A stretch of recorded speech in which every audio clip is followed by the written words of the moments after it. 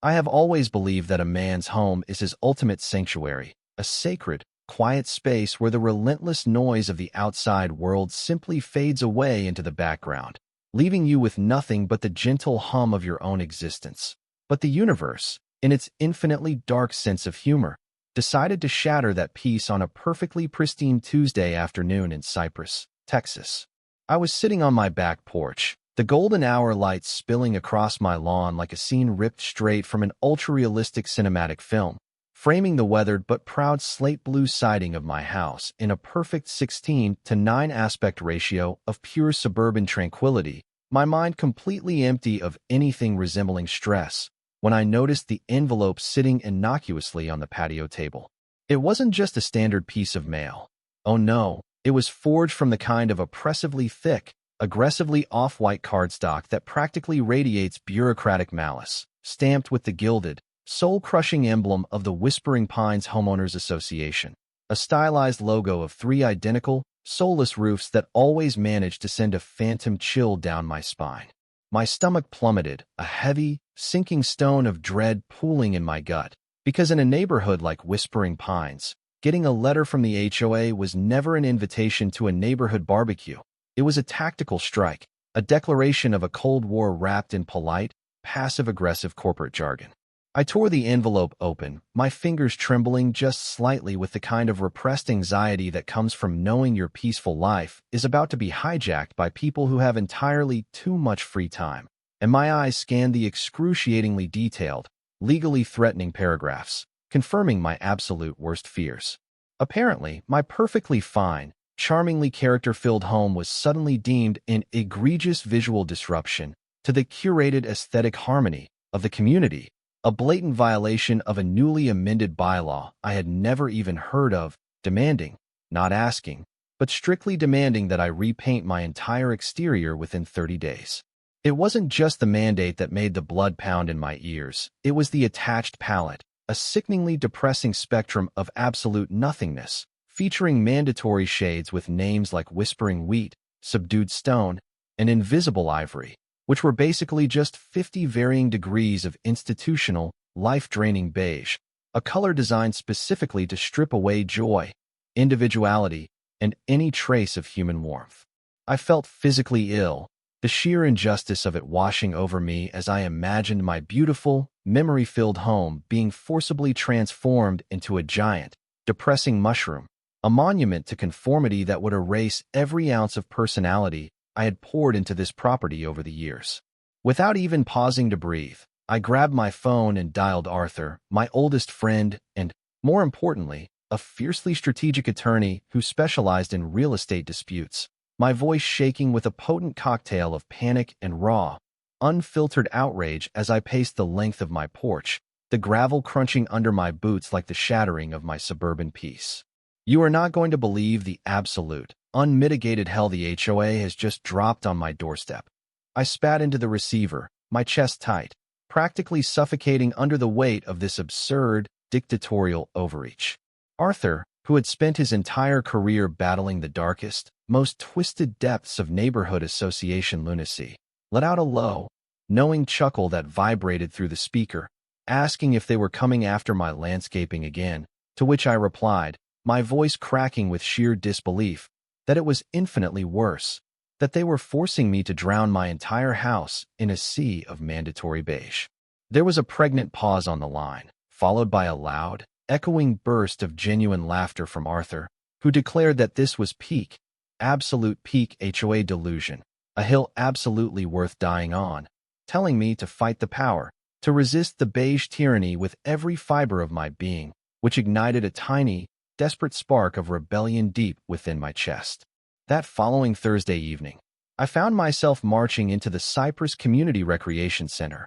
armed with a meticulously organized binder of alternative, slightly less offensive color swatches and a rapidly fading sense of diplomatic optimism, desperately hoping that logic, reason, and a plea to basic human decency might sway the merciless overlords of the neighborhood board. Stepping into that room was like walking into a sepia-toned nightmare, an architectural black hole where the walls, the carpets, the folding chairs, and even the artificial lighting seemed specifically calibrated to drain the color from your soul, leaving you hollow and compliant. I took a seat in the back, trying to steady my breathing, and that is when she appeared, stepping onto the small podium like a monarch ascending her throne. Eleanor, the self-appointed Supreme Chancellor of the Whispering Pines Homeowners Association, a woman whose rigidly tailored, flower-colored pantsuit and tightly wound gray hair made her look as though she hadn't experienced a genuine moment of joy since the late 80s. Eleanor adjusted her microphone with agonizing precision, her eyes scanning the room with the cold, calculating glare of a predator before launching into a monotonous, dryly delivered sermon about the absolute necessity of cohesive, unified neighborhood aesthetics, clicking her laser pointer against a slideshow of identical, beige-drenched houses that looked more like a catalog for existential despair than a place where actual human beings lived and loved. When she finally opened the floor to community concerns, I stood up, my heart hammering against my ribs, and introduced myself, trying to project a calm, reasonable demeanor as I opened my binder to present my compromise, a selection of muted blues and greens that I argued would maintain the neighborhood's spirit without resorting to total visual lobotomy. Eleanor didn't even let me finish my sentence, cutting me off with a flick of her wrist that was so profoundly dismissive it practically sucked the oxygen out of the room, her voice dripping with an icy, condescending finality as she informed me that the rules were non-negotiable, that my house was out of compliance, and that I had exactly 30 days to apply an approved shade of beige, entirely ignoring my frantic protests about other houses in the neighborhood with actual, structural decay. "Rules are rules," she stated, her eyes narrowing into cold slits, leaving me standing there, publicly humiliated, utterly defeated. But as I looked at her thin, cruel smile, a dark, defensive mechanism kicked in, and with a voice dripping in heavy, theatrical sarcasm, I asked if I could paint it any pattern of the approved beige as long as it used their exact mandated colors. Eleanor, missing the underlying thread entirely, gave a curt nod, sealing my fate. And as I walked out into the humid Texas night, staring down the rows of identical, soulless homes, the grief of losing my house's identity suddenly mutated into something else, something sharp, vindictive, and intensely focused, a realization that if they wanted beige, I was going to give them a beige so profound, so absolute, they would never, ever recover from it. The concept didn't hit me like a lightning bolt. Rather, it seeped into my consciousness like a slow-acting, brilliant poison, born from a sarcastic, throwaway joke Arthur had made days earlier about just hiding the house altogether, a joke that suddenly felt less like a punchline and more like a tactical, military-grade blueprint for the greatest act of suburban retribution ever conceived. The very next morning, my hands still shaking with residual adrenaline and spite from Eleanor's public dressing down, I locked myself in my home office, the glow of my monitors illuminating my face as I plunged headfirst down a digital rabbit hole of optical illusions, military disruption patterns, and historical architectural camouflage, absorbing everything from the geometric chaos of World War I dazzle ships to the hyper-realistic, forced perspective street art designed to completely break the human brain's ability to process depth and shape. I knew, with absolute certainty, that this required a level of genius far beyond my DIY capabilities. I needed a visionary, a rogue creator who understood the intricate physics of light, shadow, and visual deceit, which led me to the dark, chaotic forums of the Houston Underground Arts Collective, where I found a profile belonging to an artist who simply went by the moniker The Phantom. His digital portfolio was a mind-bending gallery of impossibly realistic murals, walls that dissolved into deep, cavernous voids, and flat concrete slabs painted to look like sprawling, infinite staircases, a true master of bending reality to his will. And when I nervously dialed the burner number listed on his page, half expecting a disconnected tone, a sharp, buzzing voice answered immediately, eager for a challenge. I stumbled over my words, feeling intensely foolish as I explained that I needed my entire house to completely vanish from the visible spectrum, expecting him to hang up, but instead, the line went dead silent for a fraction of a second before he let out a loud, chaotic bark of laughter, demanding to know if I meant literally invisible or conceptually invisible. and when I pitched the idea of an HOA-approved, earth-toned optical illusion to wage psychological warfare against a tyrannical board, President, the Phantom, whose real name was Julian, was practically salivating through the phone. Julian arrived at my property the following dawn, stepping out of a battered van looking like a mad scientist crossed with a punk rock visionary. Clad in paint-stiffened cargo pants and wildly thick glasses, his eyes darting aggressively around my property, measuring the angles of the sun, the dense canopy of the ancient oak trees in my yard, and the specific way the morning light fractured across my driveway. I handed him the sickeningly bland, officially approved Whispering Pines color swatches, my stomach twisting as I explained the absolute necessity of only using these specific, soul-deadening tones. But Julian merely smirked, tracing the horizon with his fingers, explaining in a rapid-fire, almost manic cadence how we were going to use those exact dull beiges, taupes, and muted browns to create what he called disruptive void spaces, geometric fractures that would trick the human retina into seeing empty air instead of solid architecture. For days, we pored over digital renderings, adjusting contrast curves and manipulating the artificial HDR lighting of the concept art, creating a design that looked like a violent, pixelated glitch in the Matrix up close, but from the specific angle of the street, promised to melt the structure entirely into the background of the sprawling Texas sky and the heavy oak foliage. With a sense of wicked, bubbling glee, I took Julian's carefully mixed, painstakingly matched beige samples down to the Whispering Pines management office, sliding them across the desk to a bored, gum-chewing clerk who blindly stamped them approved,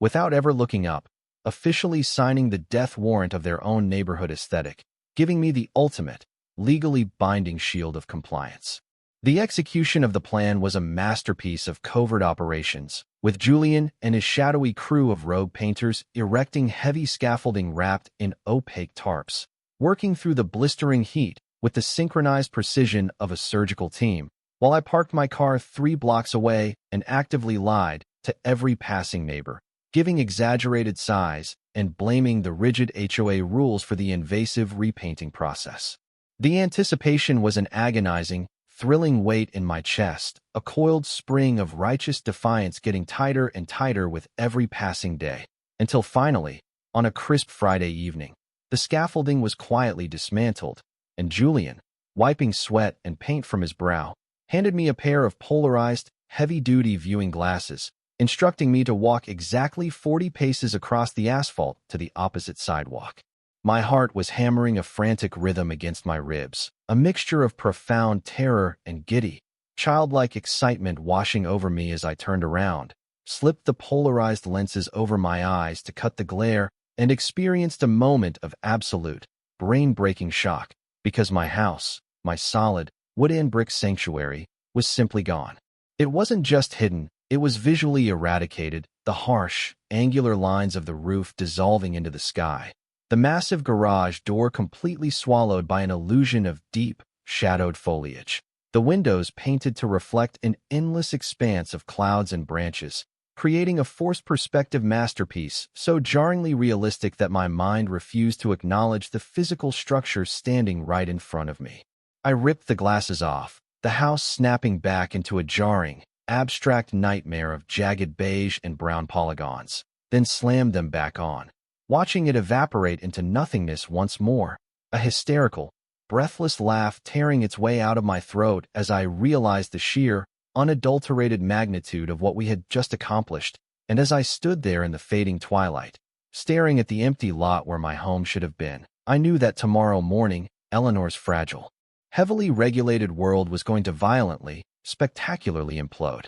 The next morning broke with the kind of hyper-crisp, cinematic clarity that felt almost too perfect, and I had already positioned myself inside my darkened, visually non-existent living room, peering through a heavily camouflaged window pane with a steaming mug of coffee in my trembling hands, waiting for the precise, clockwork arrival of the enemy. I knew from years of agonizing observation that Eleanor conducted her neighborhood patrols at exactly 7:30 a.m., marching down the sidewalks in her pristine athletic wear with the aggressive, territorial entitlement of a dictator inspecting her regime, and right on schedule, her rigidly postured silhouette crested the hill, her eyes darting back and forth, hunting for even the slightest infraction. An overgrown weed, an unauthorized lawn gnome, anything she could crush under her beige boot. As she approached my property line, expecting to see a freshly painted, compliant monument to her own authority, she hit the exact optical sweet spot on the sidewalk,